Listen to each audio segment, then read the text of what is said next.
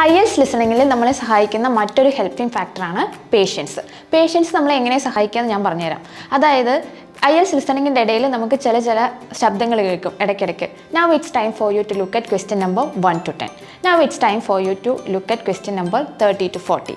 അപ്പം ഇതിനിടയ്ക്ക് നമുക്ക് സംടൈംസ് കിട്ടുക 30 സെക്കൻഡ്സ് ആയിരിക്കും, ചില ഇതിൽ കിട്ടുക 1 മിനിറ്റ് ആയിരിക്കും. അപ്പോൾ ഈ 1 മിനിറ്റിൻ്റെ ഉള്ളിൽ അല്ലെങ്കിൽ 30 സെക്കൻഡ്സിൻ്റെ ഉള്ളിൽ ഇത്രയും ക്വസ്റ്റ്യൻസ് റീഡ് ചെയ്യാൻ നമുക്ക് സമയമുണ്ടോ?